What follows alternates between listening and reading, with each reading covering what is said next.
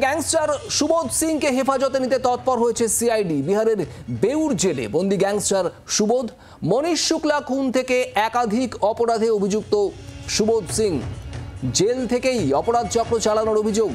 সুবোধকে একদিনে জেল হেফাজতে থাকার নির্দেশ দিয়েছে আদালত। বাসুদেব চট্টোপাধ্যায় আমাদের প্রতিনিধি রয়েছেন আমাদের সঙ্গে। বাসুদেব, একদিনে জেল হেফাজতে নির্দেশ সুবোধ সিং এর, কি আপডেট পাচ্ছ?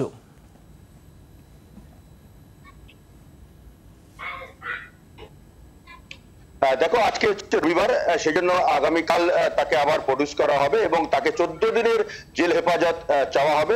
তারপরেই সেই হেফাজতে নিয়ে কিন্তু তদন্ত শুরু হবে। এই মনীষ শুক্লা খুন যেমন বলছিল, সেরকম প্রায় খালি পশ্চিমবঙ্গ নয়, পশ্চিমবঙ্গ যেমন বিভিন্ন জায়গাতে করে, এছাড়াও বিহার, তারপরে মধ্যপ্রদেশ, রাজস্থান, ঝাড়খণ্ড, সমস্ত রাজ্যে কিন্তু তার প্রভাব রয়েছে। এবং বেউর জেল থেকেই সে সাধারণত পুরো নেটওয়ার্কটা চালায়। প্রায় 200 থেকে 250 তার কর্মী রয়েছে, তার সাগরেদ রয়েছে, যারা এই কাজটা করে। এবং এই নেওয়ার পরেই যে কিছুদিন কয়েক মাস আগে যে রানীগঞ্জে সোনার দোকানে ডাকাতি হয়েছিল এবং গুলিকাণ্ড হয়েছিল, পুলিশের সঙ্গে গুলির লড়াই হয়েছিল, সেই কাণ্ডেও তাকে জিজ্ঞাসাবাদ করার জন্য 3 তারিখে তাকে প্রোডাকশন চাওয়া হয়েছে। ইতিমধ্যে যারা জানতে পারা যাচ্ছে, সামনের মাসের 3 তারিখে তাকে প্রোডাকশন করা হবে।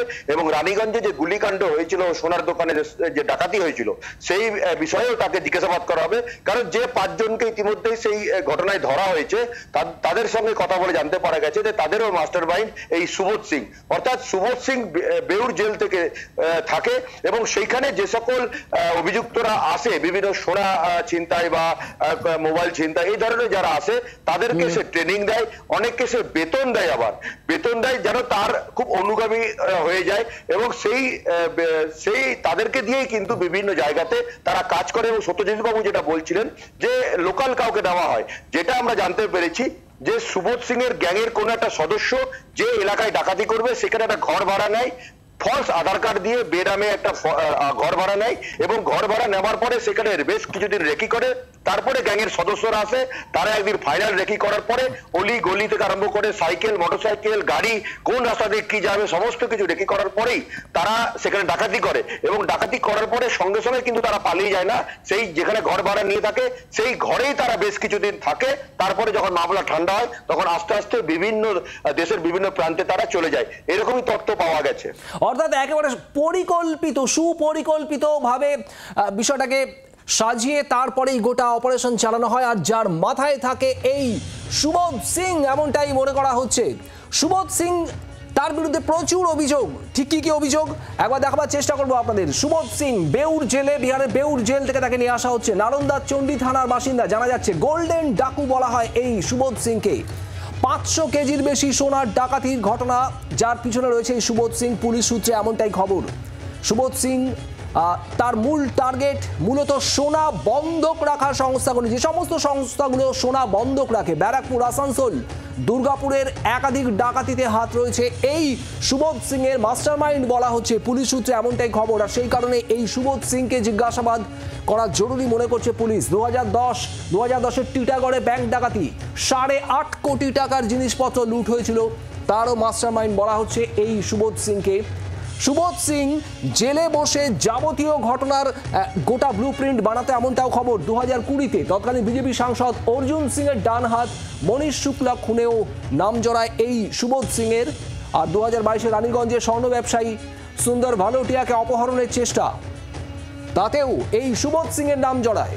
ধৃতদের জেরা করা হয়, সেখানেই সুবোধ সিং এর নাম উঠে আসে। সব মিলিয়ে রীতিমতো মোস্ট ওয়ান্টেড বলা যায়। রবিবার বিহারের বেউর জেল থেকে সুবোধকে এ রাজ্যে আনা হলো এবং সিআইডি তাকে হেফাজতে নিয়ে তদন্ত চালাবে, জিজ্ঞাসাবাদ করবে। আর ঠিক এখানেই সত্যজিৎ বন্দ্যোপাধ্যায়, প্রাক্তন পুলিশ কর্তা, আমাদের সঙ্গে রয়েছেন সরাসরি।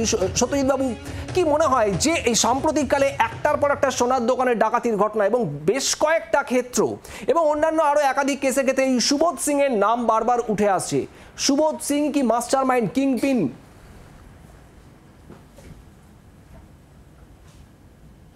অ্যাকচুয়ালি দেখুন, সুবোধ সিং হচ্ছে একটা বর্ন ক্রিমিনাল।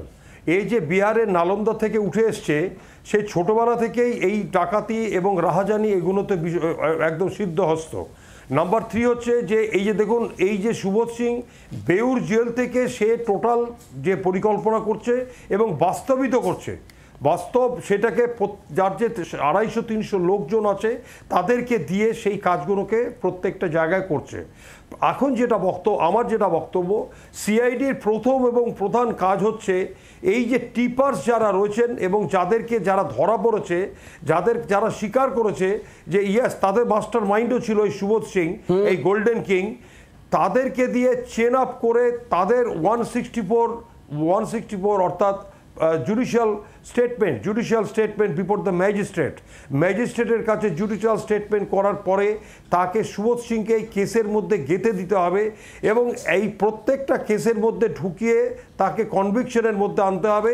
কিন্তু সত্যজিৎবাবু, যে খবর পাওয়া যাচ্ছে এখনো পর্যন্ত, যে তথ্য উঠে আসছে তাতে তো বেউর জেলে থেকেই সে যাবতীয় এই অপারেশনে ব্লুপ্রিন্টগুলো রচনা করছে, বেতন দিয়ে কর্মী রাখছে বাইরে, জেলে রেখেও কি এই ধরনের ঘটনা ঘটানো বন্ধ করা যাবে? হ্যাঁ, আমার নিজস্ব ধারণা বেউর জেলে যেটা হচ্ছে সেটা আমার মনে হচ্ছে প্রেসিডেন্সি জেল কিংবা কলকাতার দিকটা হবে না। কারণ এখানে আমাদের যারা গোয়েন্দা দপ্তর এবং যারা কারা দপ্তর রয়েছে তাদেরকে স্পেসিফিক আছে। আপনাদের জ্ঞাতার্থে বলি যে আমি স্পেশাল এক্সিকিউটিভ ম্যাজিস্ট্রেট ছিলাম, আমাকে প্রায় মাঝে মধ্যে জেল পরিদর্শনে যেতে হতো। এদের জন্য আলাদা আলাদা সেল করা হয়েছে, সেল আছে এবং সেলের মধ্যে কারোর সাথে কারো যোগাযোগ করতে পারবে না এবং ওখানে আপনার এমন সিস্টেম রয়েছে যে আপনি কোনো মোবাইল ফোন অন করেও বাইরে কোনো কথাবার্তা বলতে পারবেন না। আমার মনে হচ্ছে যে কিছুটা চেক আপ হবে এবং আর নিজস্ব ধারণা এই কনভিকশনগুলো যদি করাতে পারা যায় তাহলে সুবোধ সিংকে যদি আমরা পরপর 3-4টে বড় বড় কেসে ঢুকিয়ে দিতে পারি, মনীষ শুক্লা কেসেও যদি কনভিকশন হয়ে যেতে পারে, তাহলে কিন্তু এই পশ্চিমবাংলা থেকে বেরোনোর পক্ষে মুশকিল হবে। আমাদের নজর থাকবে সেদিকে। সিআইডি এই সুবোধ সিংকে জিজ্ঞাসাবাদ করে কি কি তথ্য বার করতে পারে। সত্যজিৎ বাবু, আপনাকে অনেক ধন্যবাদ। প্রাক্তন পুলিশ কর্তা সত্যজিৎ বন্দ্যোপাধ্যায় আমাদের সঙ্গে ছিলেন টেলিফোনে। বাংলার আওয়াজ, বাঙালির আবেগ, জি 24 ঘন্টা।